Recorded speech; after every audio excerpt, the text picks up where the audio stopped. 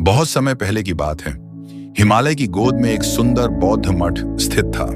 वहां एक विद्वान भिक्षु रहते थे, जिन्हें उनकी बुद्धिमत्ता और शांत स्वभाव के लिए बहुत आदर दिया जाता था। उनके पास दूर दूर से लोग आते और अपने प्रश्नों के उत्तर पाकर जाते, लेकिन वह हमेशा अधिकतर समय मौन में रहते थे। एक दिन एक युवा व्यक्ति ने मठ का दौरा किया। वह अत्यंत जिज्ञासु था और जीवन के रहस्यों को समझना चाहता था, लेकिन उसके मन में एक संदेह था।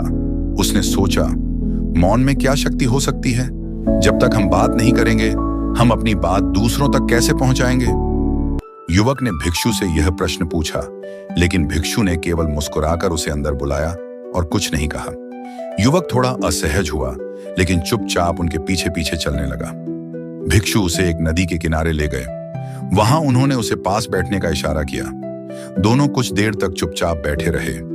युवक ने सोचा कि भिक्षु उसकी बात को नजरअंदाज कर रहे हैं। वह कुछ कहने ही वाला था कि अचानक उसकी नजर नदी के पानी पर पड़ी। पानी पूरी तरह शांत था और उसमें आसमान का साफ प्रतिबिंब दिखाई दे रहा था। भिक्षु ने अपनी उंगली से पानी की सतह को हल्का सा छुआ। पानी में हलचल हुई और प्रतिबिंब धुंधला हो गया। कुछ क्षणों बाद पानी फिर से शांत हो गया।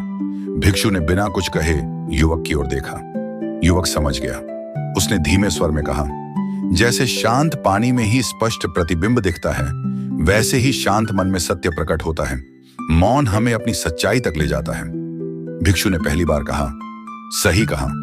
मौन केवल शब्दों की अनुपस्थिति नहीं है, यह आत्मा की भाषा है। जब तुम मौन में होते हो, तब तुम अपने भीतर की गहराई को सुन सकते हो, और जब तुम भीतर से शांत होते हो, तो दुनिया भी तुम्हें उसी स्पष्टता से दिखाई देती है।